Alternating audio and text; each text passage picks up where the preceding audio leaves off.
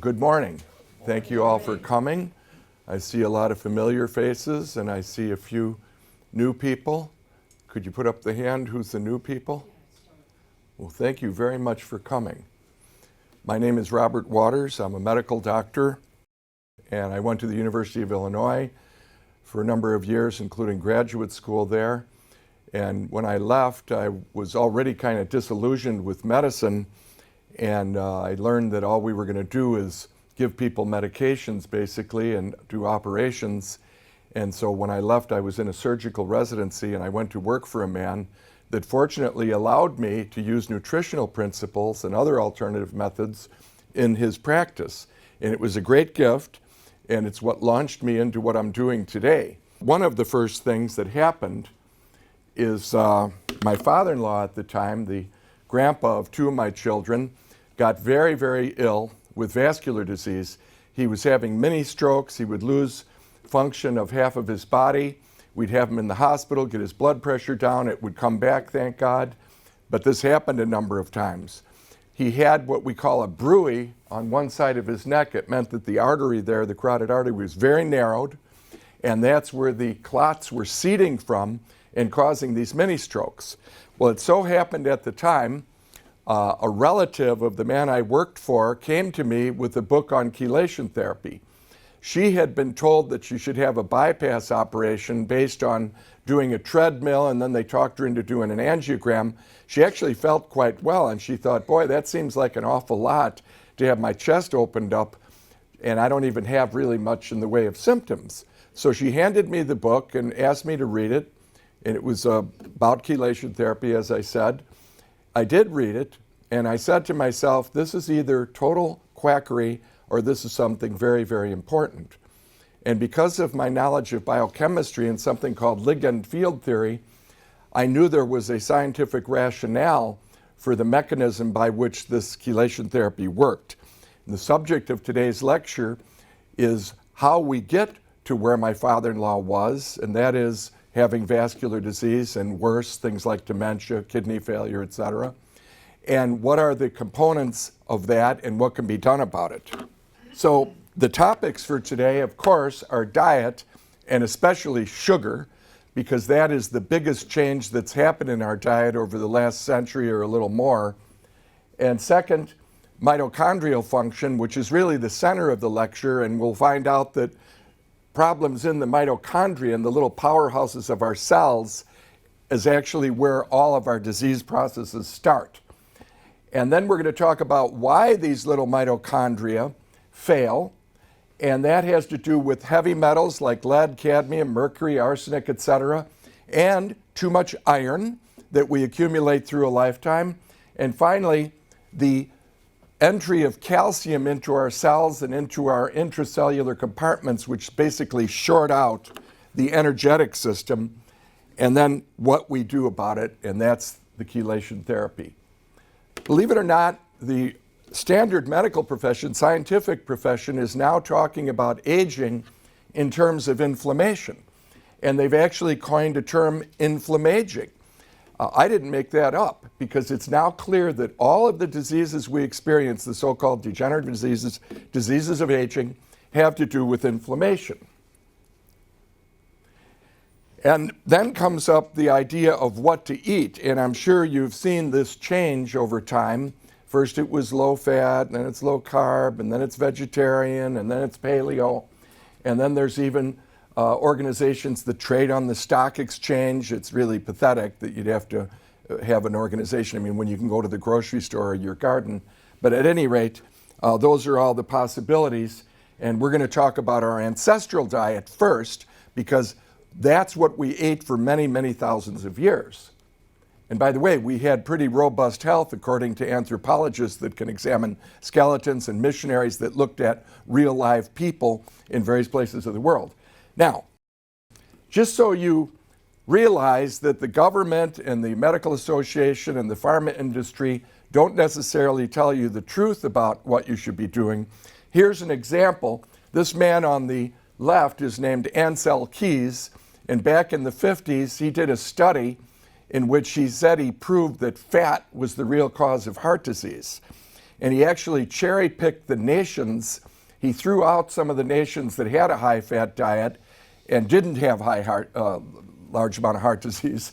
And then it came out that, oh, you have to eat cereal grain. And of course, the Heart Association picked this up, and they make money on putting their stamp of approval on heart-healthy grain.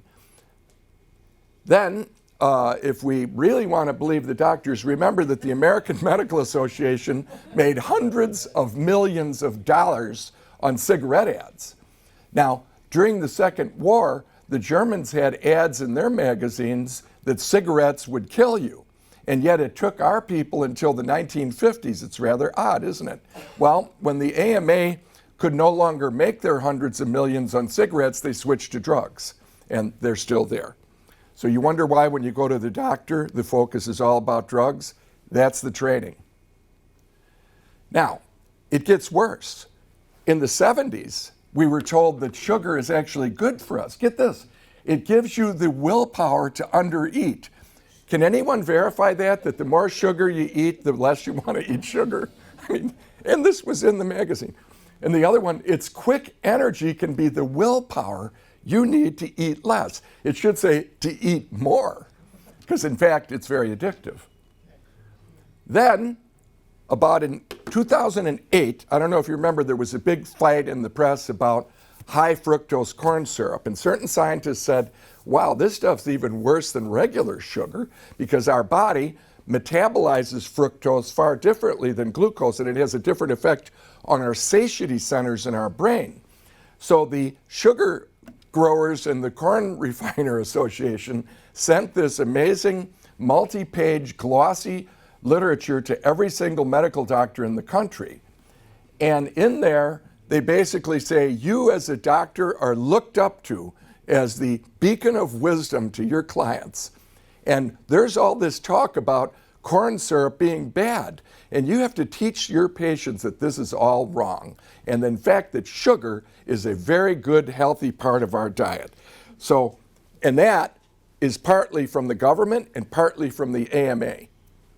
So much for the authorities. And then we get to, all of a sudden, the worm turns. And here in 15, the government's going to withdraw the long-standing warnings about cholesterol. Of course, it was never dangerous. They just made this up. And then here we go. The same journal, Time Magazine, and Cell Keys on the left, and now you can eat butter. So there we go. Now, there's actually a lot more detailed information about this story of fat. And you probably know, some of you know, that the type of fat we eat is far more important than eating fat itself. So in this article, they say saturated fat does not clog the arteries.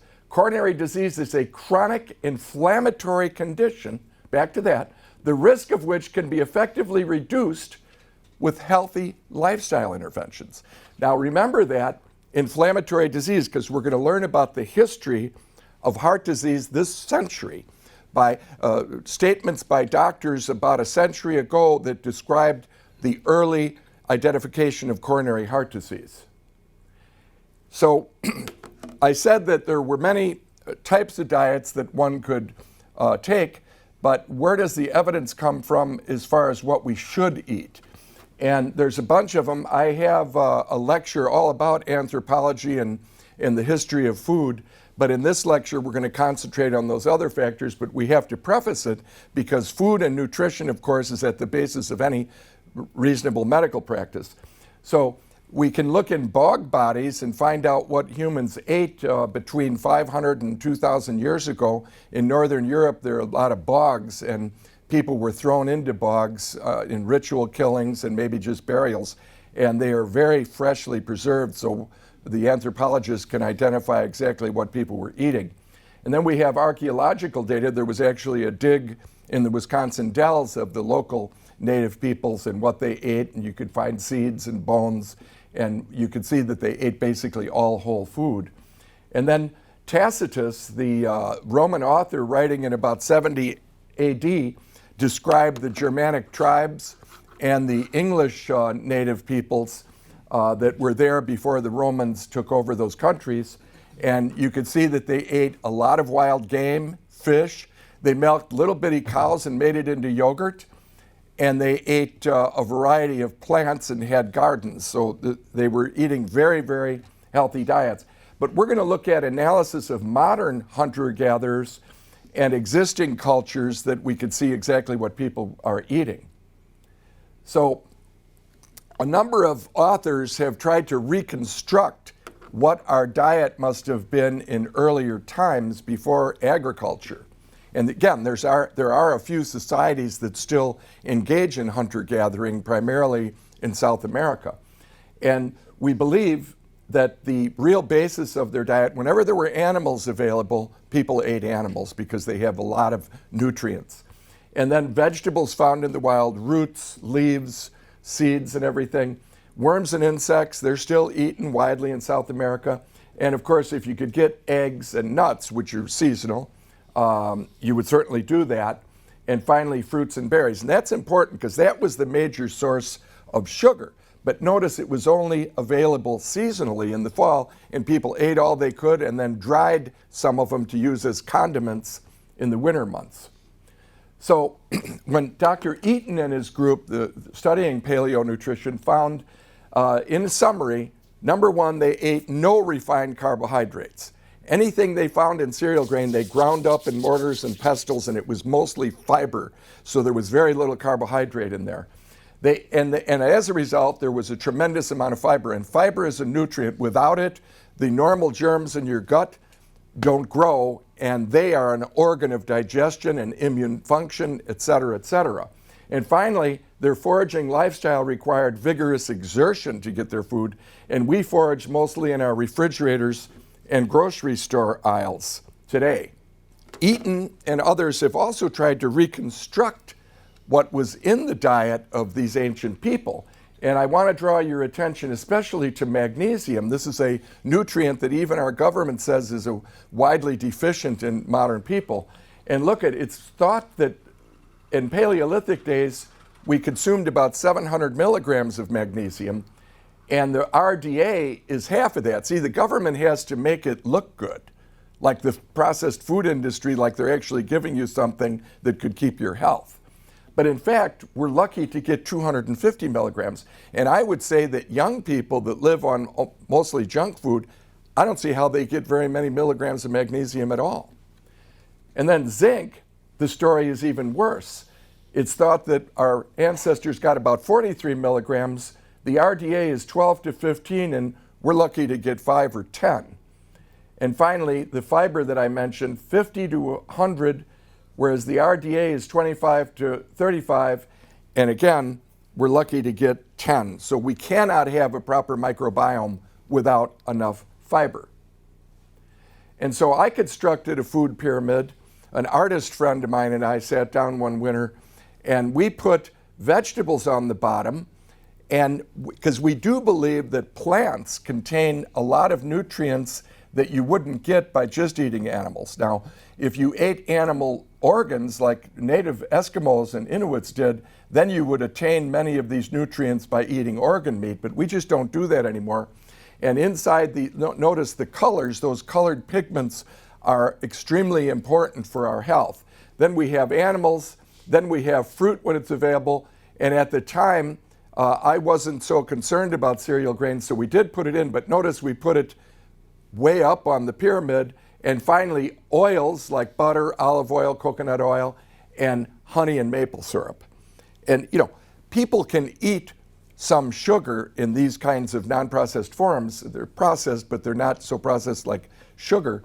But we're going to talk about diabetes later, which is really the central issue. And in that case, one should eliminate carbohydrates as much as possible till you reset your insulin receptors, which we'll talk about. So here's just an example of native peoples actually hunting buffalo with wolf costumes on.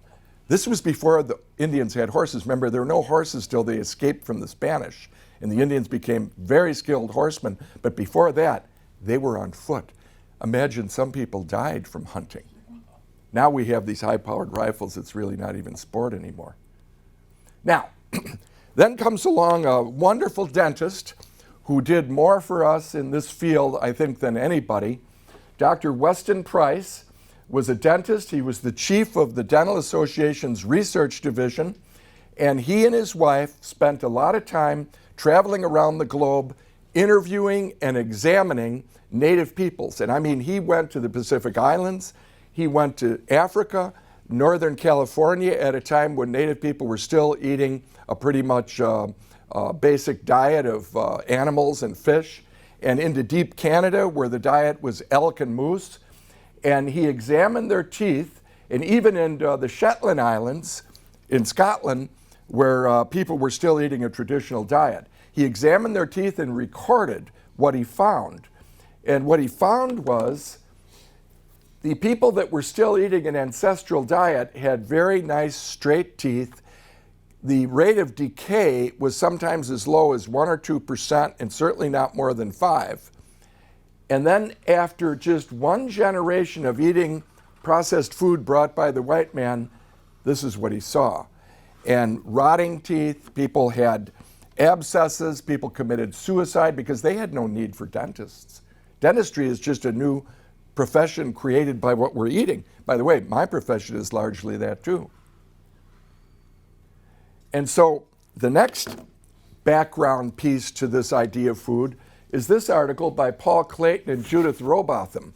These are English, he's an English Oxford life scientist, and she's a historian of the Victorian period. And they had access to autopsy data in Great Britain, and they very carefully looked at what people ate, and this is about 1880-ish, when, remember, all food was still organic. The stone mills were what ground your wheat. There was no steel mills yet. And people all had gardens. There were fruit trees everywhere. There was an abundance of fish. And so what did they find? They looked at autopsy data. This is the real deal. This is not like guesswork. Doctors did very careful autopsies. And they found that the rate of cancer at death was about 2%. And now it's 10 times more. And our government, our medical profession, gives no explanation for this. Now, people in this room probably know there is an explanation. And it's not just food, it's massive amounts of poison that we've unleashed in this globe, including putting it right into our farm operations. Heart disease was also a tiny fraction of death that became huge. So cancer and heart disease, both of which are related to diet and nutrition, are the main killers today. 80% of us die from one of those two big causes. Now, of course, these folks died of respiratory diseases, namely TB, and various infections because there were no antibiotics. Now, the truth is, when the waterways got cleaned up and the water sources got cleaned up, a lot of this death from infections and parasites, et cetera, was reduced dramatically. And look at here. Here's 6 men that make bricks. And I want to ask you guys, have you seen 6 Wisconsinite tradesmen that look like this? Look at this guy carrying bricks. And, that's not just plumbers. A lot of us look a little bit like that. And doctors, too. So, this is sort of a pre-summary. What are the changes that lead to disease? High refined carbohydrates, especially sugar, lack of exercise, and because of this terrible diet that we're eating, there's massive deficiencies in trace elements, in fatty acids, and in these polyphenols that make the beautiful colors in nature. And finally, toxic metal accumulation, and we include iron as a toxic metal. You need iron, it's a double-edged sword, as we'll learn. So our profession claims, or at least some of the spokespeople claim, well, sugar doesn't cause obesity. And I mean, just to float that idea is rather ridiculous, but let's look at the data. In 1700, we were lucky to get 2 kilograms of sugar a year, less than 5 pounds. You could see how this progressively increased once we had some money in our pocket, and frankly, slave trading is what made sugar possible because people made slaves make sugar cane, and we wouldn't do it. But this whole new world was based on slavery and based on addiction.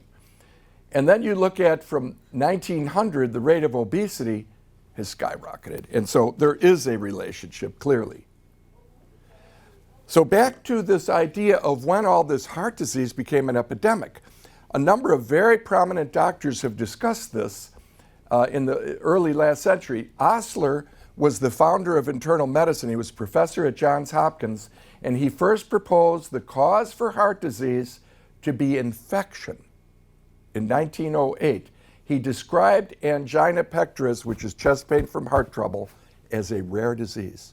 Now remember, you could consider infection and inflammation as two sides of the coin.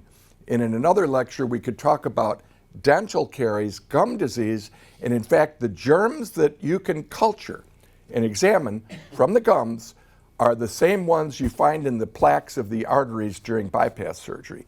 So this man was already right. He didn't have all these instruments, CAT scans, MRIs. He had his eyes, ears, and hands. He's very observant. Second, Paul Dudley White was President Eisenhower's doctor. He graduated med school in 1914 and saw only 2 cases of coronary artery disease during training.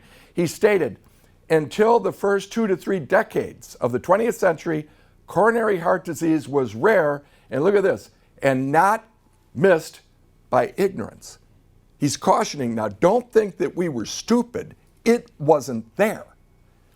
And finally, James Herrick, another prominent doctor that was listed in the American Medical Association Journal as one of the beginners of cardiovascular medicine, he first describes heart disease resulting from hardening of the arteries in 1912. So you see, this all started just over 100 years ago as an epidemic. And it started because of processing of food, poisoning of the environment, et cetera, et cetera. So how does this elevated sugar? So let me say this. When we eat sugar, it rapidly goes into our bloodstream, and our pancreas makes insulin in order to usher the sugar into our cells to be burned. And in fact, at any one time, you only have 1 or 1.5 teaspoons of sugar in your blood. So imagine when you go to the gas station in the morning, and these young people are having a big gulp of 64 ounces that has what, maybe 80 teaspoons of sugar? This is not food, this is poison. Well, anyway, the sugar will go up after we eat, and if it's up for too long and our insulin system can't handle it, it starts glomming onto our proteins. This is a process called glycosylation, and it's central to how sugar causes all the diseases of aging, or is at least one factor in it. Over time, something called advanced glycation end products develop. These are structurally altered proteins, altered because of sugar attaching to them and tweaking their three-dimensional structure. Over time, irreversible changes occur in these molecules, and they become RAGEs, which are quite descriptive of what they do. And these are called reactive end products. And in fact, they bind to ancient receptors that are supposed to be there to read germ fragments and damaged proteins. So now your body thinks it's under attack, and what does it do? It upregulates inflammatory processes. Finally, these RAGEs are the ultimate inflammatory compounds that lead to, yes, arteriosclerosis, kidney failure, nerve damage, blindness, and of course, dementia, which is everyone in this room would like to avoid the place called the nursing home. And I'll tell you, this way of thinking is the only way to do that. And you can live like the Victorians did. Get this, they didn't live all that much shorter than we did, but they lived well to the end and dropped over, or they got a hip fracture and they died within 24 to 48 hours. Now, the average one of us spends around 10 years under care. So I just want to say, this means that the person is not turning glucose into energy, but instead is turning it into fats. I didn't mention that. And the non-used sugar is attaching to proteins, causing malfunction of these proteins. So this story that eating fat, doctors are still saying, well, you better have a low cholesterol diet. It's just total nonsense. What makes your fats go up is sugar. Because when you can't burn that sugar, your liver says, okay, we'll store it. And it makes things called triglycerides, and they circulate around and jam up your arteries. So this is actually a very easy summary. Inflammation, caused in this case by sugar attaching to proteins, leads to what we call oxidative stress, and this results in DNA damage, which is the basis of cancer, protein damage, which causes aging, wrinkles, and all these diseases of the retina, etc., and lipid abnormalities, because our fats can get oxidized and damaged as well, leading to heart disease, stroke, and diabetes. This is a very busy slide, but what I want you to focus on, this is the aging, and it talks about different mechanisms in our body that break down to cause us to age, but I want you to focus on this. This is a small artery, and the inner lining of this artery is called the endothelium, the inside lining, and it's only one cell layer thick, and that's where all the action is. These arteries from the aorta branch into the great vessels, go into your arms, neck, down into your legs, and they branch until they become capillaries and supply every cell of our body. And at that level, the exchanges occur between oxygen and carbon dioxide, nutrients are delivered, and toxins are carried away. So the health of that little lining is at the basis of all of these vascular diseases. And one of the things that happens as a preview is that calcium accumulates there, and that's where our treatment comes in. So I mentioned going to the nursing home earlier, and there's a number of things that you can see in type 2 diabetes. Of course, high sugar, overweight, and then of course you see the inflammation I'm talking about, oxidative stress. And oxidative stress means that you're making a lot of free radicals. Who has heard of free radicals? Just about everybody, good. And they're nothing but chemicals that have an unpaired electron that want to get an electron from somebody else, and they rip it out of somebody else, and it creates a chain reaction of damage. But look at here, both of these diseases, in Alzheimer's you see these plaques in the brain, you see the nerves die, you see these tangles where there's scarring and the neuron just doesn't function anymore. But the overlap between type 2 and Alzheimer's is inflammation, oxidative stress, low vitamin levels, increased rages, and glucose intolerance, et cetera, et cetera. In fact, if you look at the brain of people with diabetes and Alzheimer's, they look very much the same. Type 2 diabetes, people that have had high sugar for some time. And then worse, brain atrophy is evident in patients with prediabetes. When someone comes in with type 1 diabetes where their pancreas has failed, they don't have any insulin. They have an opposite problem of the usual diabetes, where we have too much insulin. And the type 1s will show no brain atrophy when they enter the doctor's office. But the type 2s, they don't even have diabetes yet. Well, my doctor says I have prediabetes. Oh, well, did he tell you already have brain atrophy? Because that's what's happening. And this is well documented. And you know that your brain isn't working well as now as it did when you were 25. It's not only because of sugar, but there's a lot of factors which we'll get into. So here it is. This lecture is about avoiding the nursing home. And stop putting sugar in, take out lead and toxic metals, iron and calcium, which we're going to go into. But here's the thing. How fast do you want the sand to go down through your hourglass? And you want to slow it down. And how do you slow it down? Proper nutrition, exercise, vitamins, pigments from plants. And how do you make it go faster? Inflammation and oxidative stress, which is the whole basis of the lecture. So again, sugar creates tons of insulin, which creates disease. Insulin is the culprit, and we're going to see insulin does a whole lot of other things when it's abundant besides what it's supposed to, and that is to usher sugar into cells. It makes cells fatter. It stimulates growth hormones, which that's why cancer is correlated with sugar problems.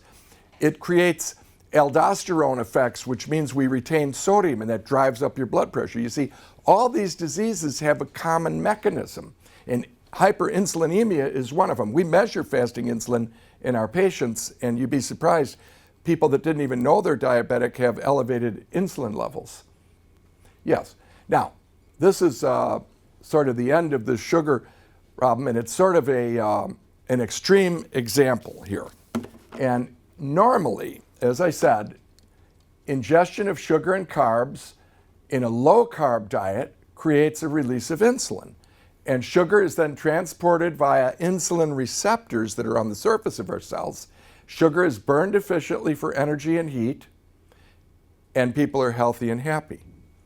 On the other side, very high carb diets make excess insulin, and then the insulin no longer works. So the pancreas says, well, we got to make more insulin, but the sugar doesn't go down, so it makes more insulin. Insulin starts making you fatter and fatter. It tells your body, store these calories, don't burn these calories, so you get sluggish. So you watch television. What do you watch on television? Eat more crap that makes you fatter and more diabetic.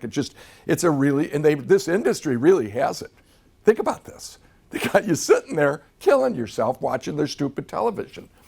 And so then what happens, you have less energy because you're not making sugar into energy. You're making it into fat.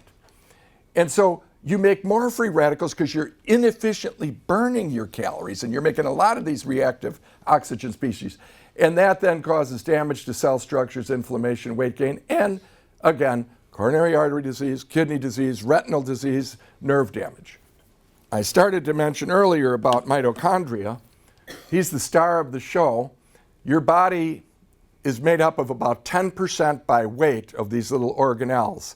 Some cells might only have 1 or 2 mitochondria because they're not very much in need of energy, something like a cartilage cell in your knee.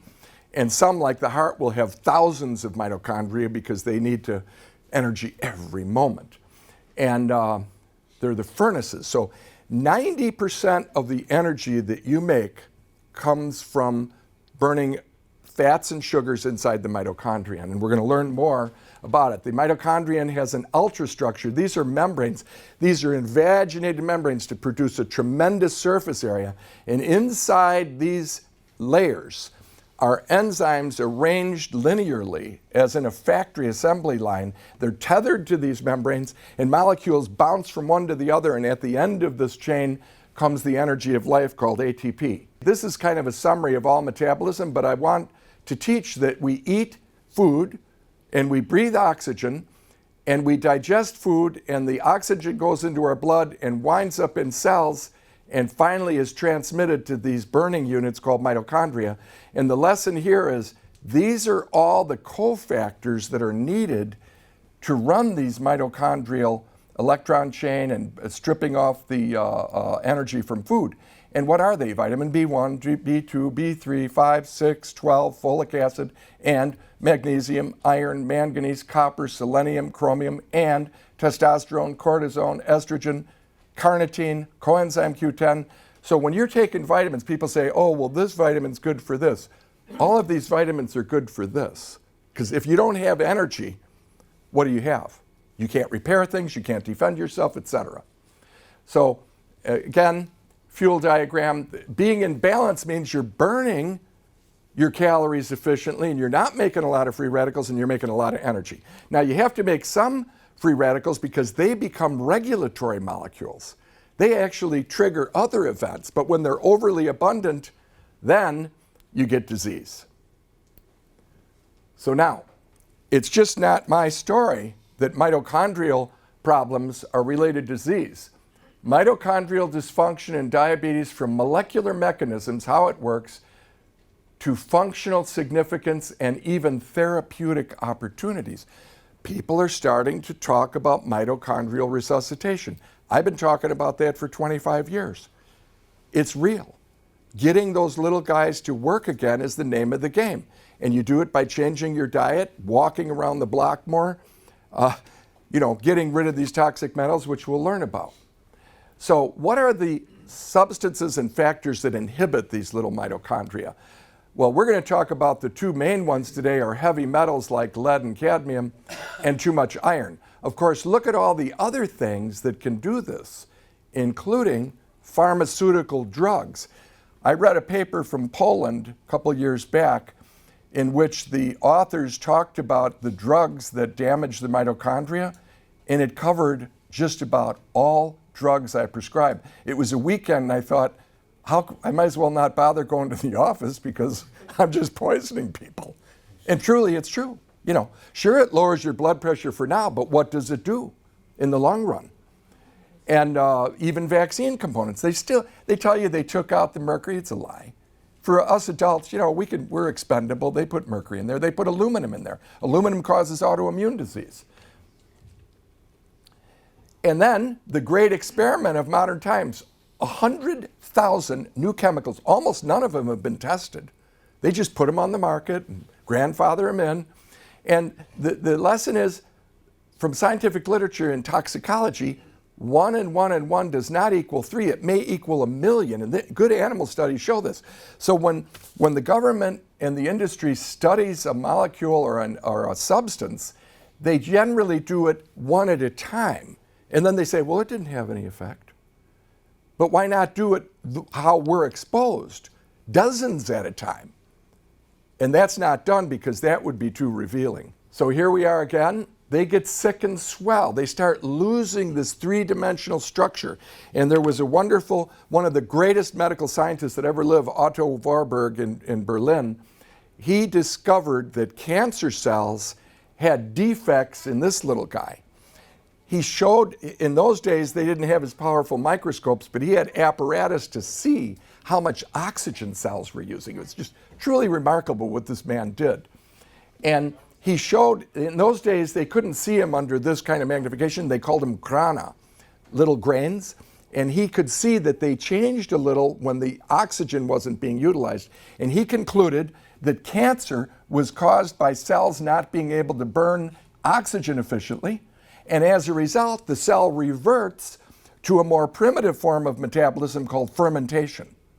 And it's very inefficient, and it makes lots of acid and makes lots of free radicals, and it makes you sick. And how do you get fermentation? What do you do with sugar and you put yeast in it? And it makes alcohol. That's a form of fermentation. Well, we do it too. We don't generally make alcohol, we make lactic acid. And that's why you get pain in your muscles when you exercise and all that when you're not in good shape. So the other thing we'll learn about is most all the free radicals are made in the mitochondrion because oxygen comes into here and participates in the chemistry to make energy, but inadvertently, or inevitably really, you have to have waste products when you burn things. When you burn wood in your fireplace, there's ashes. Well, there's ashes in your body, but your body has a way of quenching these radicals, of dampening their effect when you're in proper condition and eating the right diet. And I'm going to teach you later, these other lines here are another kind of organelle called endoplasmic reticulum. And these two guys feed calcium back and forth. You need calcium to trigger events in cells and in mitochondria. But when too much calcium gets inside here, it causes a shutdown in energy production. So calcium as a toxic element. Here's a mitochondrion that has this beautiful membranous structure. And then you see these that calcium has entered. And people have probes and means to actually measure calcium concentration in these structures. Now, I mentioned other things that damage mitochondria. We're going to go into lead and iron, but this is antibiotics. Here's an untreated mitochondrion, and here's a drug called Cipro, and it shreds them. And doctors hand out this Cipro. Be careful, you go to the ER with a urine infection, you're going to get it. Huh? We had a lawyer that he had 100 grams of this stuff within a year, and the last prescription caved him in. He couldn't use his brain anymore. It damages your mitochondria. Why it's even on the market, you know. But anyway, just don't take it. They tried to give it to me when I had a prostate thing done, and right away it was going to be that, and I said, I'm not taking it. Give me an alternative, you know, and you can get that. Now, the next subject is iron itself. Now, iron, it's a double-edged sword. Its reactivity makes it very useful in living systems, but also very dangerous if there's too much. Untethered. Your body, when you absorb iron, it's immediately grabbed by a giant molecule called transferrin. And then it's transferred through the bloodstream to the sites where it's needed to make blood, red, hemoglobin. However, if there's too much iron, it gets released and it starts to initiate massive free radical attacks. And so they're now admitting that high ferritin levels are deadly. This man here, Jutta Salonen, a very famous Finnish doctor that we brought to the States years ago to teach us at a chelation meeting, Finland is a place where a lot of men die very young from heart attacks, drop over like flies. And Jutta wanted to ask the question, well, what really is the factors killing these men? Is it high cholesterol, triglycerides, obesity, blood pressure, smoking? And he knew about iron being a possibility from some American research with Jerome Sullivan. And so what did he find? He looked at a big, huge group of Finns, and he found that cholesterol was not the main factor, neither was sugar, neither was blood pressure. Now, they affect it, but they weren't the main factor. He showed that after tobacco use, high ferritin correlated most with getting a heart attack. In men and women, this is true. And when that ferritin reaches 200 nanograms, you start to get a takeoff in heart disease in men and women. That's why women don't get their heart attacks right away like we do. They wait 8 years. When they stop bleeding, they start accumulating iron. There's growing evidence that even non-iron overload concentrations, as measured by ferritin, can contribute to excessive oxidative stress. You know that iron is reactive. Just scratch your car or any iron-containing item. And within 24 hours, the reaction is iron plus water plus oxygen equals iron oxide. It's called rust. Similar thing happens in our body. Now, get this. I give lectures on iron biology and pathophysiology to doctors. I've done in the past. And as a result, I had an occasion to study the history of bleeding and leeches. All societies left reference to bleeding and leeches, but leeches are very expensive and ungainly to deal with. It's much easier to stick a needle in somebody's arm. And some of the kosher laws, I mean, some of the Jews say that you have to bleed animals, you know, and it's somehow related. You see, you don't get as much iron then. Native Americans put reeds in the veins. I mean, this is something that was universally practiced. They didn't know why it was working, but they knew that old people, if you take off some blood, they get better. So now it gets to standard medicine, okay? Back to past leeches, repeated phlebotomies, and cardiovascular risk, it gets reduced. So in iron-overloaded, insulin-resistant patients, iron stores are significantly increased and not modified by a low-calorie diet and safely removed by phlebotomy. And they've actually now shown that it reduces the parameters that you see in metabolic syndrome and reduces the degree to which, the rapidity with which the arteries in the neck get clogged. And here it is, effects of phlebotomy induced reduction of body iron on metabolic syndrome. This is a randomized trial. They always want to do, you know, double blind and all this. Well, the ones that got the blood removed did a whole lot better than the ones that didn't.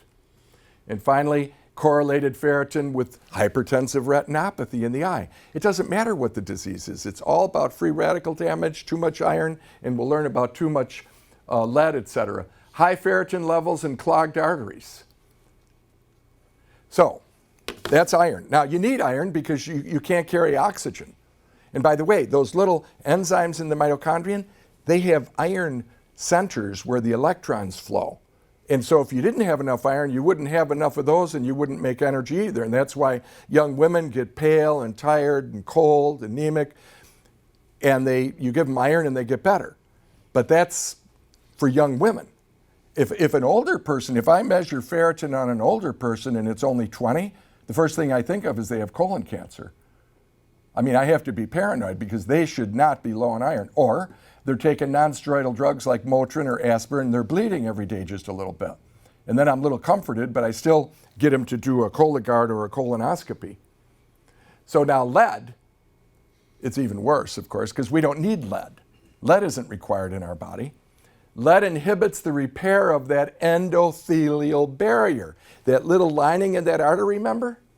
Because it stops the production of nitric oxide, the native molecule that dilates your vessels. It relaxes smooth muscles and inhibits platelet aggregation. So if you have a lot of lead in your body, you inhibit nitric oxide and your blood gets sticky. And you know what that means. Lead and hypertension. So it was found that as women go into menopause, their skeleton releases a lot of lead that's been accumulating over the years and their blood pressure goes up. And this is at lead levels well below occupational exposure limit. See, when I was a young doctor, they were still fighting about whether lead should be removed from gasoline. You remember those days. And of course, the industry and the unions stood side by side and said, this stuff's completely safe. And then, well, they gave in, 80 micrograms, 80 parts per million. Then it went to 60, 40, 30, 20, 10. And now everybody's agreeing there's no safe level. So what does it do? One of the things it does is it antagonizes calcium. It opens up those channels that calcium enters these structures, so it accumulates even worse. So this is pretty bad. It enters through these channels and keeps them open 5 times longer than calcium does, and it therefore then the calcium jams up the cellular machinery. And you could see if you have a lot of calcium in your arteries by undergoing one of these CAT scans that measures calcium. Anybody hear of those? These are ultra-fast CAT scan, and you lay on a table and they scan your chest, and lo and behold, they can see how much calcium, and it kind of correlates, not exactly with how much plaque is there. So where does all this lead come from? I mentioned leaded gas and lead pipes and all the solder putting pipes together in the old days. The main water lines in a lot of cities like Flint, Michigan, but also Chicago, Madison, it doesn't matter, were made of lead. And that lead can leach off. But other than that, glazed jugs and crystals, herbal medicine, dirt in your garden, paint chips, lots of different sources, but some you would be surprised at, like jewelry, especially Chinese stuff, and lipstick. This really shocked me. L'Oreal, I thought that was like some sophisticated company. So go ahead, put lead on your lips. Why do women, I don't wear lipstick. How many men in this room wear lipstick? I'm not going to ask about the women, but quit using it. You don't need it. And then in purses, I mean, my goodness, kids' toys, So anyway, here we are again, blood pressure, lead, and hypertension, and it's very clear that as a woman goes through the menopause, they release lead, so do men, and blood pressure goes up. It contributes to the thickening of that intima. That's the lining that I keep referring to. It thickens it. That's not good. Then blood isn't delivered to your cells. Lead in ancient bones. This was shocking. So, as you know, Columbus came here to make the New World such a wonderful place in 1492. Don't ask Native Americans about that. Well, some doctors, scientists have had occasion to measure lead in ancient people's skeletons, hair, tissue, mummified tissue in Peru, and compared to ourselves, people in this room. And guess what? The level of lead is about 1,000 times higher in us than it was in these natives. And a guy named Erickson did this work, and he said, we really have to rethink the entirety of cell biology because all the cell cultures we've been using have a level of lead that's dangerous to the cells. It's kind of shocking. So you hear this stuff that scientists learned, but maybe it's been polluted with lead and we don't really know how things should work. And so now it gets down to low lead level and mortality. And concentrations of lead in blood lower than 5. Now remember, they started out it was safe, then it was 80 and all that. Now less than 5 were associated with increased risk of heart disease. Environmental toxic metal contamination and a risk of cardiovascular disease. And they started looking at combinations of lead. Here, there's one, calcium and lead, cadmium and lead. So the combination of the two, the 1 and 1 is much more than 2.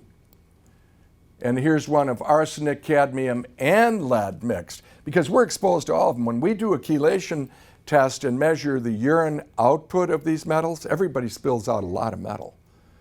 And some more than others, and depends on what they've been exposed to through their life. So lead also causes cancer. If it wasn't enough that it causes vascular disease, brain tumors, it causes chromosomal aberrations, broken DNA, and it, of course, damages the kidneys because most of these metals wind up in our kidneys. So they're neurotoxic, they damage your nerves, they damage your kidneys, they damage your cardiovascular system, they damage your immune system, and your gastrointestinal system, and they're carcinogenic. So that's just lead and cadmium and arsenic. So what is the unifying relationships between toxic metals and oxidative stress?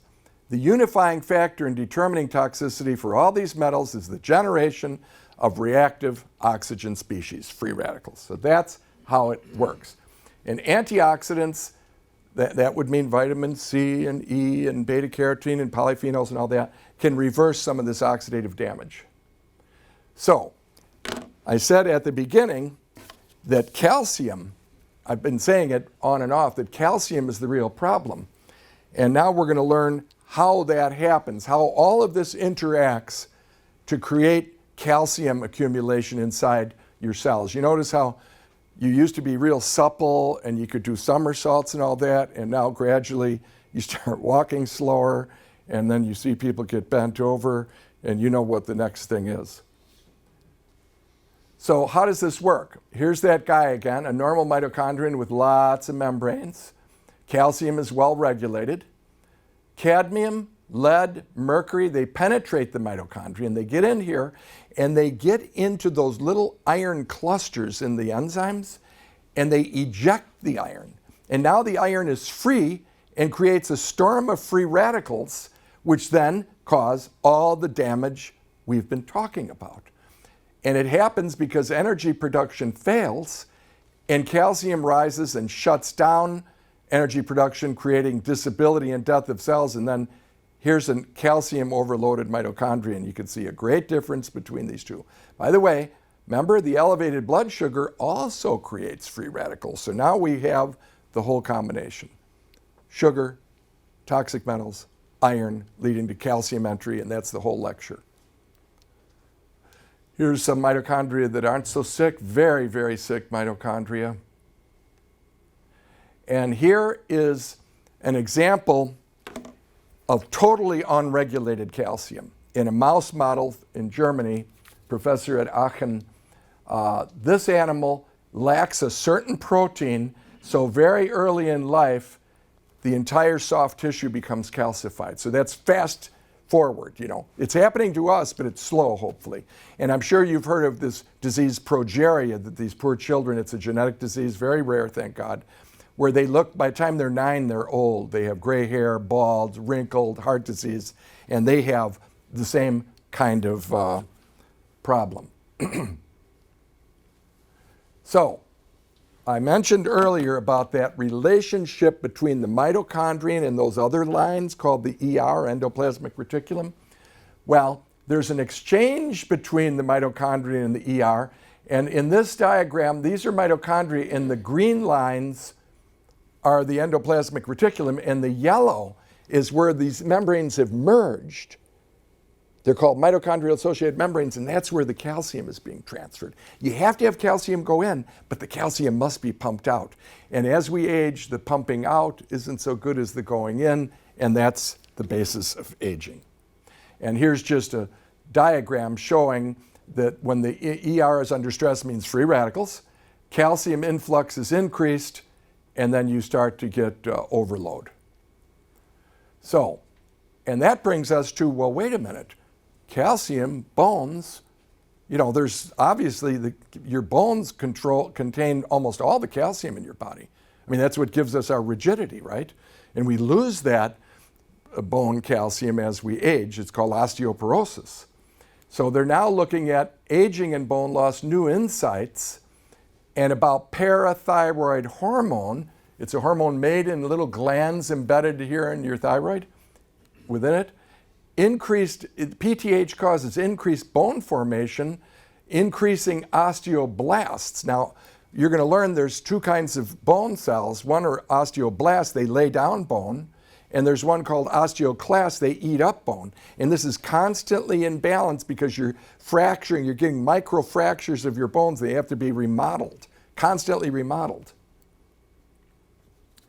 And here we have association between global biomarkers of oxidative stress and hip fractures. So now they're coming together saying, oh, it seems like there's a relationship between all this oxidative stress and fractures.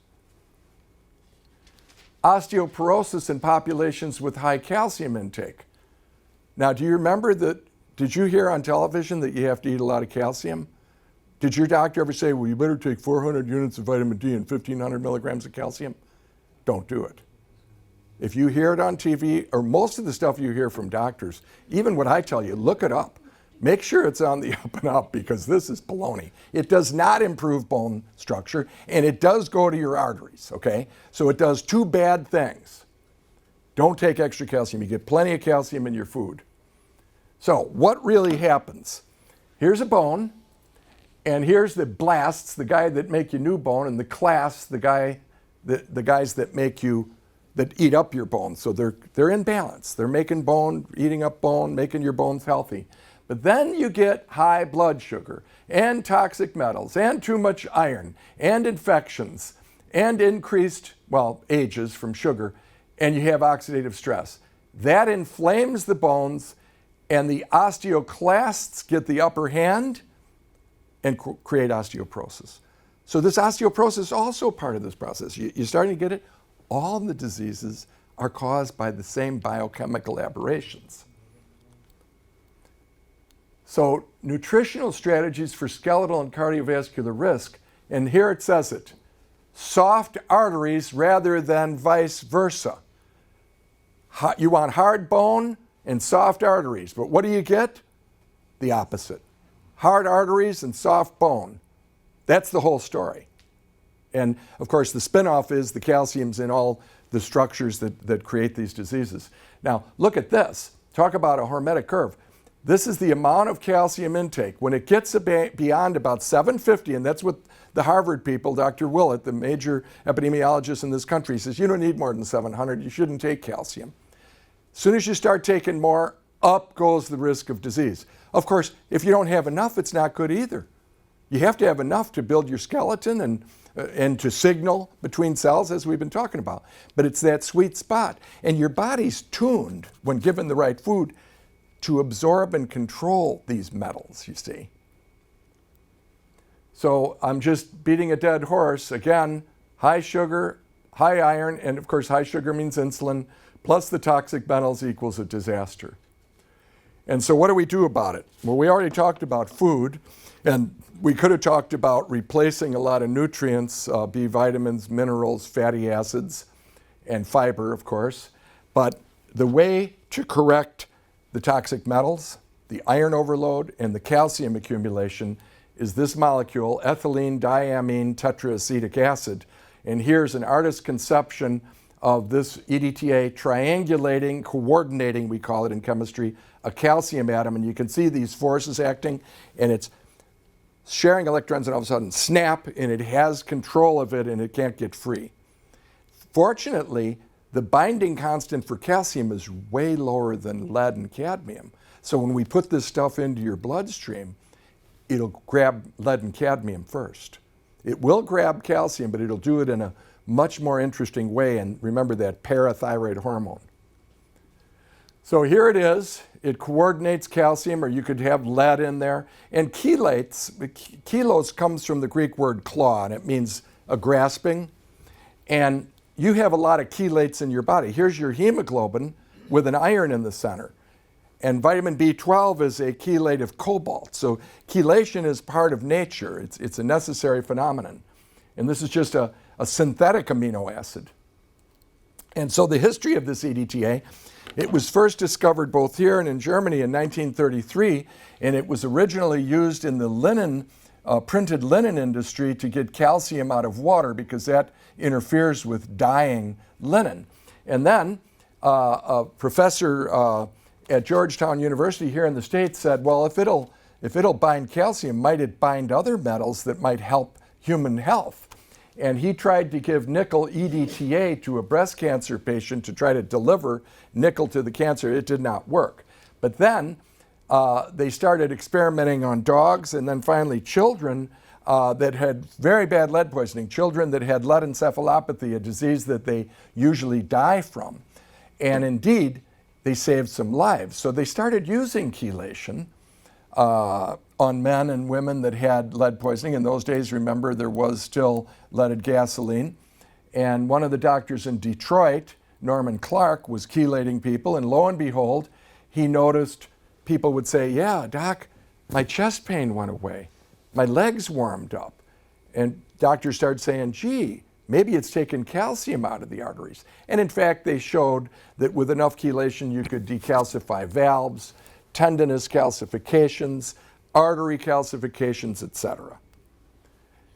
So in 2003, we're going to see Dr. Lin's study in Taiwan.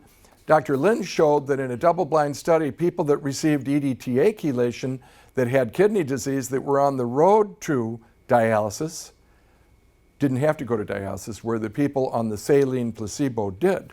We thought, because that was published in the New England Journal of Medicine, the most prestigious American journal, that now chelation would make it.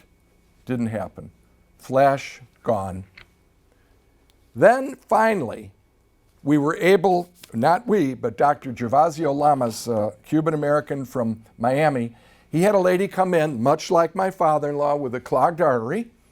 And she came in and he says, well, you need an operation. She says, well, I don't want to do that. I'm going to go do this chelation. And Tony said, A, it doesn't work. B, it's expensive. C, it's dangerous. So she went and got chelation anyway. And she came back to Tony and he re-examined her. And to his shock, the artery opened up quite a bit. And so being a real doctor, he said, my God, maybe I've misjudged this. And he sat down and read all the papers he could, and we had about 50, 60 papers already then from the past, and he wrote a grant. And one of the people he visited is a friend of mine, Marty Dayton in Florida, and he said Marty was so anxious to do this study, and Tony thought, gee, these guys want to do the study. They must really believe it works. And I can tell you, when we did the study, you know who boycotted the study? The cardiologists. They didn't want to know if it works. They wouldn't do it. We had a hell of a time getting enough patients. We had to resort to using Argentina and Canada doctors to do it. So anyway, that study was done and it was finished in 12, and you're going to see it worked. So what chelation does, it removes toxic metals, but it also corrects calcium in the small vessels and mops up free radicals and improves endothelial function. And this is big, corrects magnesium deficiency, which is also part of insulin resistance. And guess what? I put the EDTA in the bag and then I put in magnesium sulfate, so I'm really delivering magnesium EDTA. The best of both worlds. The EDTA releases the magnesium and grabs lead, cadmium, arsenic, etc., and takes it out of the body. So it has the multifunctional effects. And so we talked, again, it's all diseases, because even fibromyalgia, inflammation in the muscles, inflammation in the brain. I just got back from a chronic fatigue conference, and there's some wonderful scientists out there showing that fibromyalgia, and it's also called myalgic encephalopathy, because these folks not only have no energy and hurt all over, but they can't think. And they have no endurance. They try to do some housework when they feel just a little better and they crash and they're in bed. They have a real disease. They have mitochondrial failure, like all the rest of this. So here's Dr. Lin, and I already told you this, 24 diabetic, non-diabetic, chronic kidney disease, 27-month placebo, EDTA, stopped them from getting dialysis. And look at, the cost at that time would have been about $3,700 for chelation and $61,000 for dialysis. And don't think it's fun to go in to get dialysis. You know it's not, if you know anybody that's had to do it. Now my friend Klaus Henke in Copenhagen, Denmark, one good thing about socialized medicine is you have to wait in line to get your leg chopped off. And so, they're backed up, a lot of sick people in the world, not just in the States. And so he had 65 people waiting for bypass surgery, 58 were able to cancel it. And get this, 27 waiting for amputation of a leg, 24 of them kept their leg. Now, Klaus went back 10, 15 years later, and all those people still had their legs. It works. And here is Dr. Lamas's, the primary endpoints, and we were part of this study. I would never do it again because 2 of the patients that died in our study got the placebo, and none of them that got EDTA died. But anyway, this was the endpoints were rehospitalization, re-need for bypass, stents, strokes, and there was such a great difference between the ones that got chelation, especially in diabetics, it's like magic for diabetics, that this drug, according to Dr. Lamas, it would be considered a blockbuster drug. You know, they talk about blockbusters, that means they make $1 billion or $2 billion a year with them. But it's an orphan drug and nobody can patent it, so no one's interested. So now this is how bad this lead thing is. I mean, it seems like I'm exaggerating, but this is Lancet Public Health. This is a prestigious British journal. All-cause mortality, 412,000 deaths. 18% of all death in the USA can be attributed to lead. And cardiovascular, 37%. Heart attack itself, almost 29%. And now they're saying, oh, sorry, US deaths from lead exposure is 10 times higher than we thought. There's no safe level of this stuff. Remember the Peruvians? They didn't have any. They also didn't have heart attacks. So then you add the cadmium. Lead is associated with hypertension, stroke, heart attack, cadmium with coronary artery disease, blood vessel disease in the brain, stored in the kidneys. Half-life is 30 years once it gets into you. So there's a mechanistic and experimental evidence supporting toxic effect to the blood vessels. Now this is showing when we do chelation, we can measure what comes out in the urine. And I've published this with Dr. Anderson from USDA, where we measured urine output of toxic metals for 24 hours, another 24 hours. Wednesday morning, gave a chelation treatment, measured 24 hours, and a second 20. So we had 4 24-hour measurements. And what you get is a dramatic increase in the urinary output of these toxic metals. And here's our data, Dr. Anderson and I, and you can see here lead started at 1, and over the next 2 days it went up 38 plus 9 is 47, so it went up 47-fold in the urine, and cadmium went up about 7-fold. And calcium didn't go up that much, and you'll learn we're doing something wonderful. The calcium is winding up back in the bone, we believe, and there's some evidence for it. Now, we talked about lead causing cancer and other metals. This wonderful man, Walter Blumer in Switzerland, his office is in a place called Glarus. You might imagine where those people went to New Glarus. It's the same Swiss. And Walter lived in this little teeny town in this crevasse, you know, everything in Switzerland is a river running through this rocky crevasse, and a lot of people had headaches, didn't feel good, and Walter thought he knew something about this lead in gasoline, and so he started chelating people just for these nondescript complaints, headaches and whatnot, and they got better. Well, years later, he and a professor from Graz in Austria decided to look back 18 years later at all the people Walter chelated compared to people that didn't get chelated in that town, fairly small town.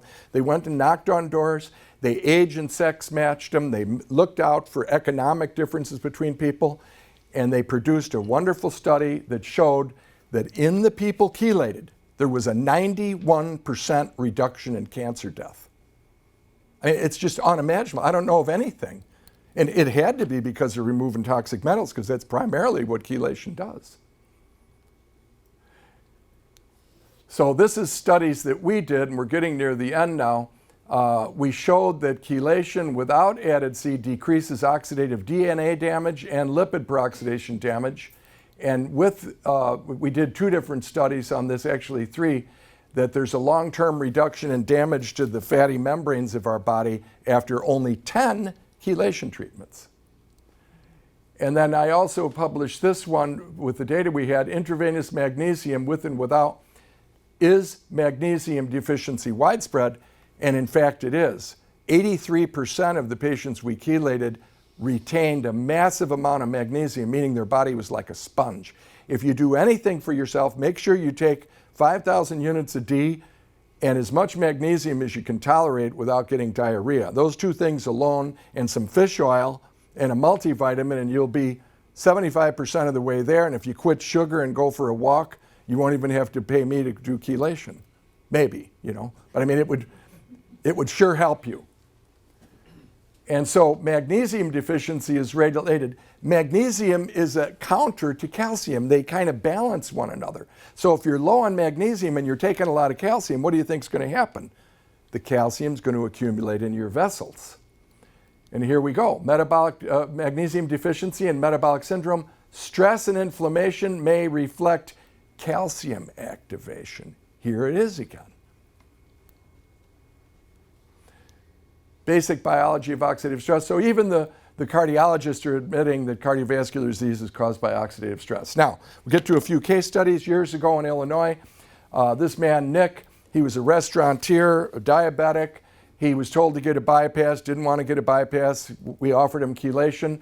In those days, we used to do a lot of before and after cardiovascular testing. And we don't do that anymore because insurance doesn't want to pay for anything. And then if you're not on the staff, they don't want to do it for you. But anyway, Nick, he was in Chicago. He had a cardiologist. And he had, in his case, this is over many years, he had 70 treatments. At first, his thallium treadmill showed non-reversible ischemic changes, meaning he was clogged up. His blood pressure skyrocketed at 2 minutes. Part of his inferior wall of his heart didn't work. And he went back. I kept telling him, Nick, why don't you go back? He said, I feel so good, doc. Please go back and have your doctor check it. Sure enough, normal treadmill, no ST segment depression. That's on the EKG. There's a change in the EKG. And the blood pressure, 132/80, and it only went up to 155/80. And here's a lady that was a very badly controlled diabetic. She had a cholesterol of 393. Within a few months, 2.5 months, her cholesterol dropped to 165. But look at this. Her triglycerides were 2,647. You don't see that very often. They should be 50. A really healthy people. It went down to a 10-fold drop in 2.5 months. There's no drug that'll do that. And here's a dentist that came to me for chelation. He thought he just wanted to have chelation. Well, it turned out he was a totally out of control diabetic. That number should be like 5.2. We gave him chelation over, 5 months? And the A1C went from there to 5.7. His sugar went from there, 266 to 97. We had to bleed him. Now here was a guy that was overloaded with iron, and iron gets in your pancreas too. And it went down to 110, and the inflammatory marker went in half. And he felt very, very good. And these are old pictures. You know, you don't see this very often, although we have a veteran right now that has a ulcer on the bottom of his foot, and it has progressively went from here to here to here. And it's just like a dime size now after, you had to have 40 treatments. But anyway, that person would have had an amputation had they not met a chelation doctor and gradually healed. And we have seen these years ago. Now, doctors say, well, you can't prove that it actually unclogged the arteries. Here's an angiogram of a leg. You can see these white lines are blood vessels that have dye in them. You put a catheter in the groin and inject the dye and take an x-ray. And he had a series of chelation therapies, and then you see that. Now, one of the things that was a concern when people started chelating patients is that what if we're removing calcium from their bones? That wouldn't be good. So my colleague, Ed McDonough, down in Kansas City, has anybody been down there? You guys have been down there, right? You knew Ed. He did more chelation than anyone in the world. And he got worried about leaching out bones, so he got a bone densitometer, and he would measure people before and after. And what he found, if the patients had osteoporosis, their bones got better. They increased their density. They didn't decrease their density. And I think I know why, due to some of the studies I've done. And here's a study. What I did is I took these patients and I gave them chelation, and I measured the parathyroid hormone. That's the hormone that tells your body to put calcium back in the bones before, and I measured calcium before, and then I measured immediately after, and then 2 hours after. And for example, on this patient, the parathormone went from 6 to 37 and then back down to 13. The calcium went from 9.9 all the way down to 8.1 and then started to recover. So when you put the EDTA in, you get a temporary reduction of calcium, and then these parathyroid glands kick in and say, okay, what are we going to do with this? We need to put calcium back in the bone, but where are we going to get it? From the arteries. So you get this shift. And that's why you get improved bone density. And by the way, the proof of it is this. The federal government, the FDA, has licensed parathyroid hormone nasal administration for osteoporosis. It's a drug on the market. Now, they don't offer you that. They give you bone poison, don't they? Fosamax and other, these are horrible drugs. We're very lucky in our office that we have a consultant named Hector DeLuca, the world authority on vitamin D, and he says, and I quote, "As far as I'm concerned, those drugs are bone poisons. They make your bones look better on the density machine, and they're bad bone that fractures. People, their jaws split in half. It's a bad deal." Parathyroid hormone, much safer, a real thing. Chelation makes you a pulse of it. And maybe that's why it improves bone density. Now, finally, Dr. Lamas, he came into this chelation thing a non-believer. He said, well, I don't know, this woman got better. Maybe it was a coincidence. But I'm going to get this study done. And he got $30 million from the feds, and we did the study. He became so devoted to this, he started chelating himself, his family, his sister is a doctor, became a chelation doc in Miami. And he says, chelation briefly flirted with traditional cardiology, but then drugs and surgery took over. I have been saying that because I scrubbed on a lot of heart surgery at Loyola Hines back in the 70s when I was young, and they were just now developing bypass surgery. So I got to scrub with one of the guys, Roque Piffrey, a Spanish guy that did the first bypasses. First they did it on the dogs, then they go over to the VA and do it on veterans, then they go to the private hospital and make the real money, you know. And it just displaced any other treatment. It became the biggest moneymaker for the hospital. Listen to this. People are dying not getting chelation therapy. Remember all that lead? That it's killing a lot more of us than you think? And so basically the summary is processed food leads to this high calorie malnutrition. This leads to elevated blood sugar and insulin resistance and all that means. This causes a cascade of events, which of course results in inflammation. And then the fact is the inflammation is the cause ultimately of the obstruction. And remember, Dr. Osler said it in 1908, it looks like an infection. It means like an inflammation.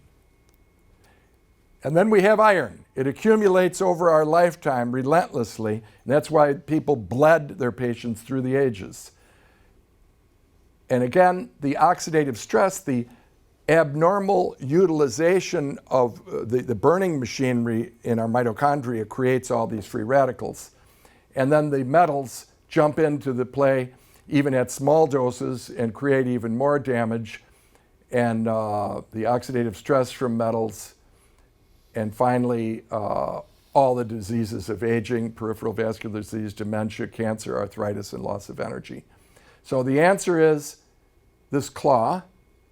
This is clever, isn't it? Our staff made this up, the ladies. So the factors that lead to premature aging are high blood pressure, excess iron, toxic metals, deficiency of magnesium, and calcium accumulation. And EDTA chelation addresses each and every one of those factors. Not only chelation, but you have to correct nutritional deficiencies, balance hormones. Many patients have hormone trouble because of all this endocrine disrupting chemicals. Thyroid trouble, I mean, it's like an epidemic. A quarter of us have low thyroid function. And low carb diet and exercise. And this is an old Greek. You know, those Greeks had no instruments either. And they said things like, all disease begins in the gut. Something that we're now realizing that leaky gut is also a big source of inflammation. Once that gut lining gets damaged by the wrong germs, stuff starts getting into your blood, toxic metals, bacterial products, and sets up a whole lot of inflammation all around your body. And so Herophilus said, when health is absent, wisdom cannot reveal itself, art cannot manifest, strength cannot fight, wealth becomes useless, and intelligence cannot be applied. Thank you.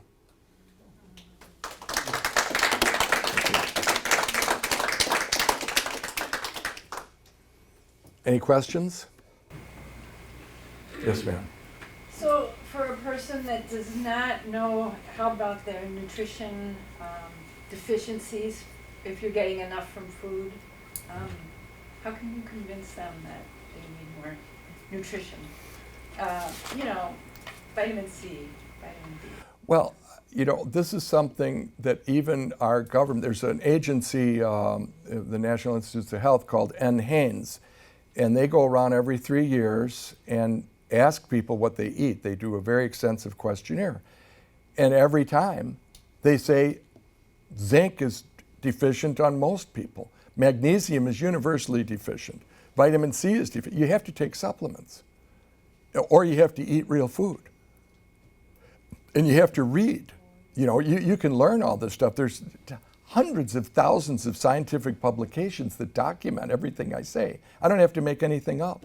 We are massively malnourished because we're eating non-food. My partner, Brianna, calls it food-like substances.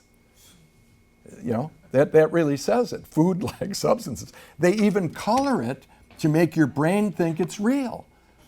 There's like a couple thousand food additives made by a handful of companies in the world to make your food taste and look like it's real.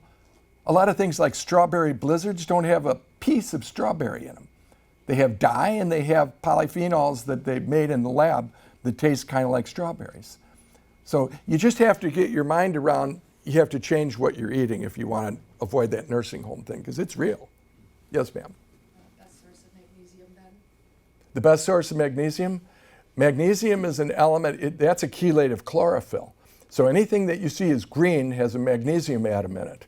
And so all your vegetation's loaded with magnesium, but nuts are very high in magnesium. All the vegetable plant world has a lot of magnesium, but for an insurance policy, I tell people to take like magnesium citrate, which has about 125 milligrams of elemental magnesium twice a day. It can't hurt you.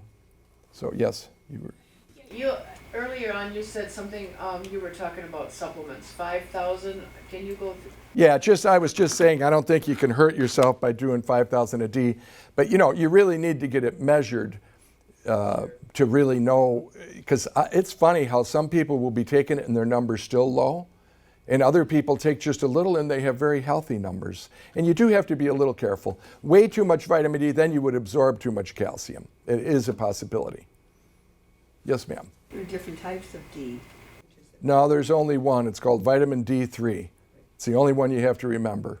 The vitamin D2 is another, it's not as effective, and it all winds up being vitamin D3 anyway. Your liver then makes it into the 25-hydroxy-D, which we measure, and then it's made into the active hormone in your kidneys. And that's when it does its job of telling your body to absorb and to get the calcium back up in your system. Anybody else? Yes, ma'am. If we come to you, what would be the first thing that happens? You do a blood panel and check and see where the deficiencies are? Is that what? Well, you do a history, an extensive history from birth until present, and you get a physical exam, and then you get various blood tests. Yes, depending on your needs, it's very, very extensive. And it looks at things like free radicals, if you wish to do that, for damage. It looks at gland function. It looks at mineral function. It looks at blood sugar regulation, and it looks at the lipids and whether you're damaging your lipids. Those free radicals actually damage your LDL cholesterol. So when doctors say we got to get your LDL down to 100, they should really be saying we have to reverse the oxidation of your LDL, because the abnormal LDL that's oxidized, when it tries to deliver its contents to the artery lining, it can't fit correctly. And now it gets stuck. And then another one gets stuck, and another one gets stuck. And then white cells come in to try to eat up all this junk, and then they get so inflated with junk that they die and release enzymes like myeloperoxidase, which damages the artery more. And then one day, you're chopping wood or walking up a staircase, and all of a sudden, oh my God. And you go to the hospital, and this has been going on for 20, 30 years, since birth. You know, autopsies on little babies show fatty streaks. The Vietnam experience was outrageous. Young men, average age 21, had 70% obstructions in their arteries. Why is that? I can't figure that out. Is it because they were so heavily intoxicated by the government's activities, you know, and then the chlorine, they had to poison the water to make the water drinkable for soldiers, you know. But anyway, this disease starts early and advances little by little by little, and often asymptomatically. I mean, the first sign of a heart attack, heart disease, in 50% of the people is that they have a sudden death. 5-0. So it's real serious. Yes, sir. Didn't they also vaccinate them heavily? Yeah, there's, you know, and a lot of weird vaccines. You know, the government doesn't even reveal what they do to soldiers and you know, as far as vaccines. And all these vaccines have preservatives in them and often toxic metals, most of the time toxic metals. God knows what. And Agent Orange. Yeah, Agent Orange, that man that has this terrible gangrene was a victim of Agent Orange. He said the reason why they called it Agent Orange, it was in barrels and there were directions on it. I just learned this day before yesterday. There's directions on it and they painted over the directions with orange spray paint and told them to use it full strength. This is just beyond anything. And so he said one day helicopters were going over, but there was no munitions being discharged. And all of a sudden he's covered with this stuff. And he didn't even know what it was. They didn't even warn people, you know. And that's a whole story how Agent Orange developed. I mean, and 2,4-D and 2,4,6-T, which was used in agriculture, are part of this whole dioxin and you know, these chlorinated biphenyls, and we're still getting those, you know, in our. They don't go away. See, that's the other problem with a lot of these chemicals is they bioaccumulate, and they don't just disappear. Even glyphosate, which I even bought into. Oh, that stuff's safe. It's just an amino acid. Well. That's not true. It's a chelating agent. It binds up metals in the soil and makes them unavailable to plants. It's an antibiotic. So now it's coming out that when you ingest it, it's affecting your germs in your gut. Not good. And I just saw an article 2 days ago, glyphosate and mitochondrial function. Imagine that. Because your little mitochondria are very similar to bacteria. And that's why you saw that slide with ciprofloxacin damaging a mitochondrion, because that's why, because the chemistry is very similar. Yes, sir. Why would you take Cipro? I wouldn't take it. No, I mean, why It's would antibiotic. Oh, why would a doctor give you Cipro? Because of an infection. And they'll use it for, a lot of times for urinary tract infections in men and women. They'll use it for abscesses. They'll use it when they think that standard antibiotics, because so many germs are resistant. You know, that's another whole big problem for us. I think I've had that for Lyme disease exposure. in the first It's sometimes used for Lyme as well, yes? in the first Gulf War, Yes. they had us taking Cipro every I don't know how many hours. They would even make an announcement in the camp. It is now time to take your Cipro tablet. Because they were worried about Anaphylactic. chemical warfare. Yeah, but it doesn't do anything for chemicals. See, I don't know why. To prevent an infection, what kind of infections would people get there? Probably a lot. It was. Well, you know, it was an awesome intoxication that occurred in the Middle East. I mean, we had a man that was Soldier of the Year. He was a star, a Green Beret. I mean, so fit, Soldier of the Year. And he went there, and his whole life was destroyed. And when you read about the fumes, I mean, if you know about this, people couldn't read a document in the midday sun in the Middle East. I was there. You saw this then, the Well- smoke. Oh my God, yes. It was at noon during the day. It was like nighttime. You see? He was there. What were they burning? Oil. Oil. Oh, Saddam blew up all the oil He was wells. burning all the oil fields and oil so that we wouldn't get them. It's just unbelievable. And then they sarin gas, I mean, then we bombed some of these chemical plants that Saddam had, and that shit got released. Then you got physostigmine that they gave the soldiers to block nerve gas poisoning. Yeah, they gave us all that. Yeah. And their chemical and biological weapons were leaking. You see, And they were all in their bunkers. I just, it's hard to imagine. Yes, ma'am? Yeah, I know that you, I got your book on the keto diet. Is that what you would recommend that people follow? Well, again, you can look around the world and see that people have, and Dr. Price saw this, people have eaten a variety of foods and been healthy. And that's because they were all non-processed, non-poisoned foods. But we get downstream enough with our health, with insulin resistance primarily, that for a while, a ketogenic diet, I call it a reset. And then once you get everything under control, you can go back to a more whole food diet. That's the way I approach it. So it's kind of like you say, a reset, you do it for so long. Yes.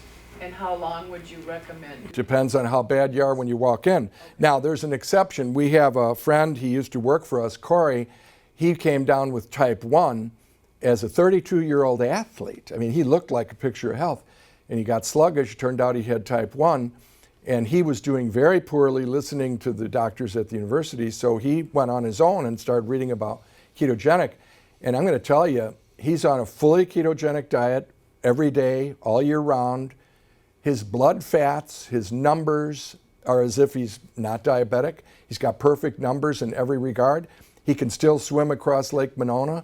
So in the special cases like that, and the second would be in cancer cases. That's one way to handle cancer because as Dr. Warburg showed, cancers like sugar and they just want to ferment sugar. They're not able to burn fuel in the presence of oxygen like our normal cells. So there's cases where a person might want to stay with ketogenic, but not everyone needs to.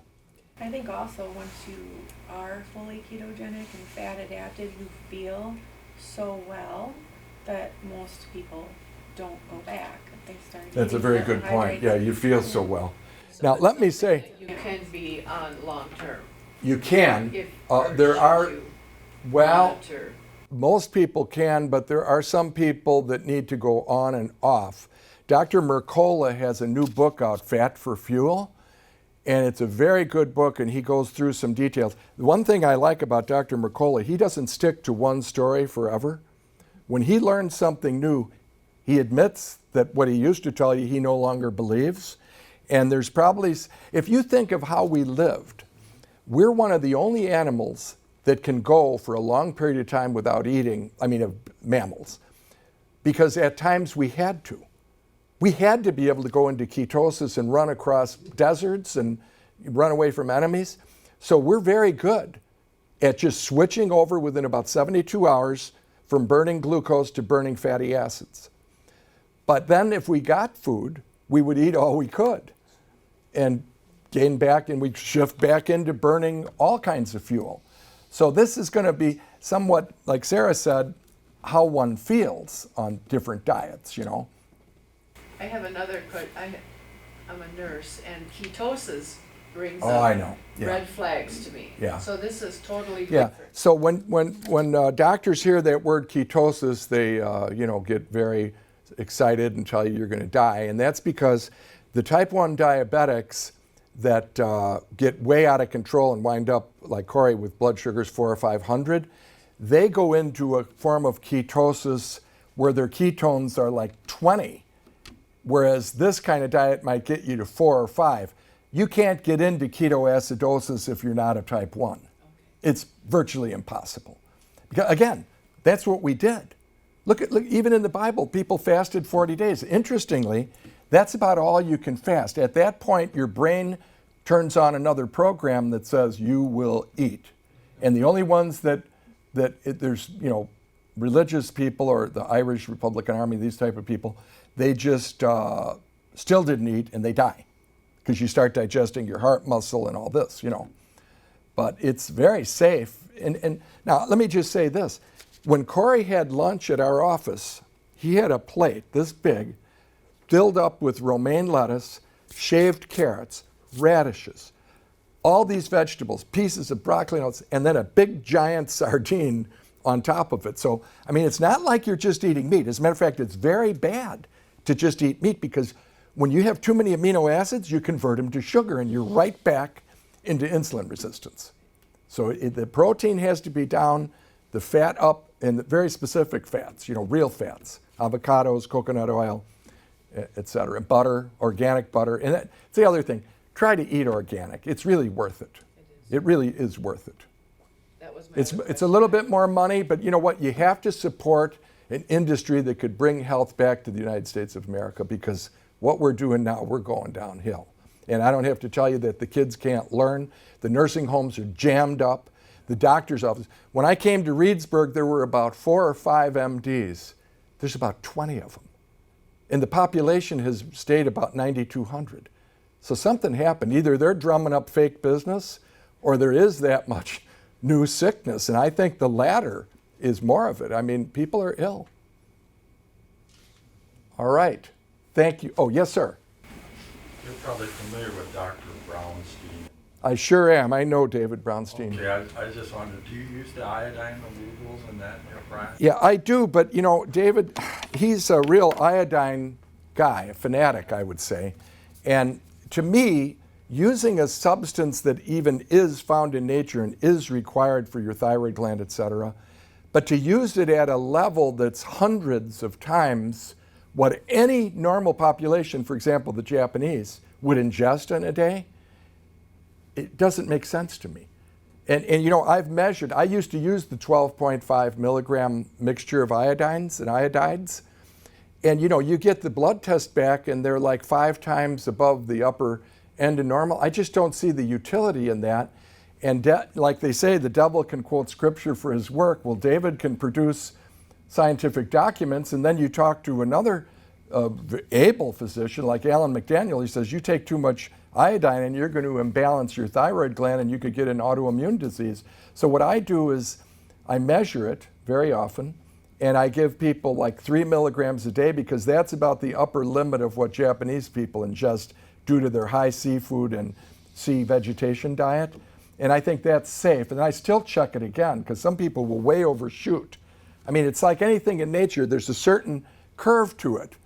Too much, too little. And you want to, I think, be in a reasonable zone. So I don't know about David's ideas. I've heard him speak many times. With myself, the reason I asked, at age 52, I finally overcame hay fever. I no longer have it after utilizing glucose. I use probably 7 to 8 milligrams a day. Well, that's not horrible, 7 to 8. That's not poison doses.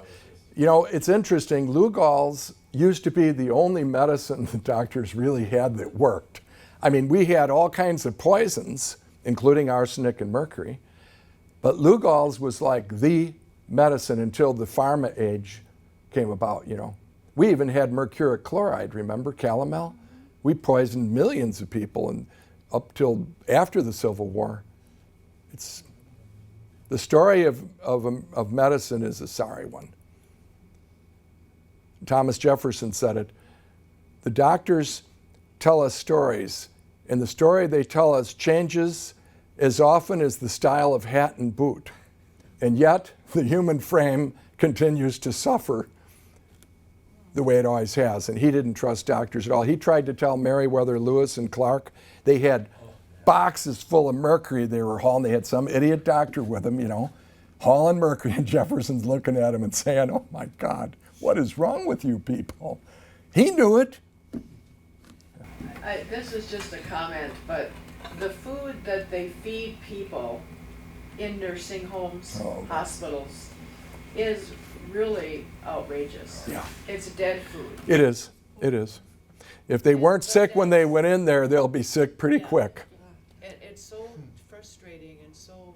Oh, it's awful. Dr. Bredesen, I'll say this as the last thing, he's a neurologist that got into neuroscience research. He spent his last 30 years looking at what causes dementia because in his mind, the drugs that they've used, there's been over 250 trials of dementia drugs. None of them have worked. Zero help.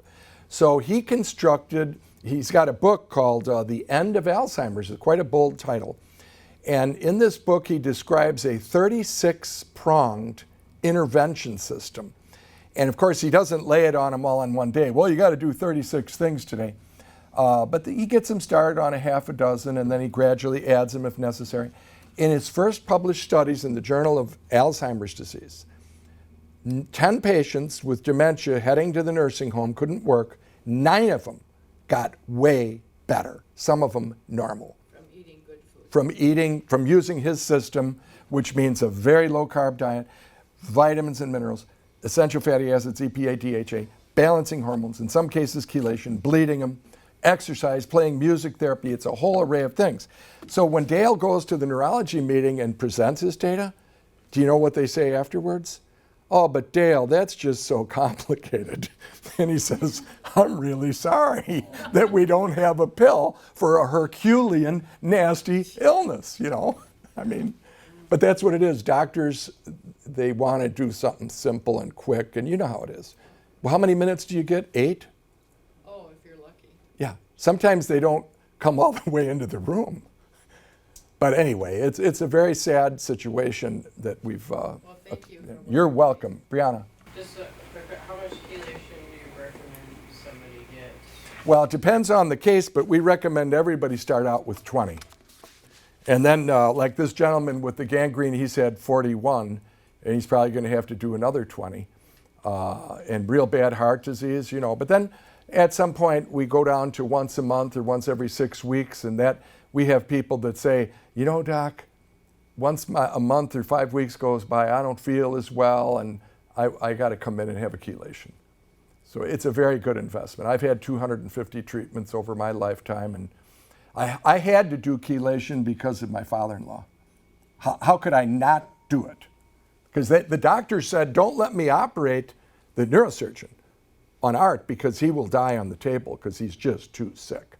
He had clogged here. I didn't say, his feet arteries were totally clogged and they came back. Now, had that not been such a success, I might not be here today talking about chelation. You know what I mean? That was just God's, my luck, and you know, did you want to say something? No, okay. All right, thank you.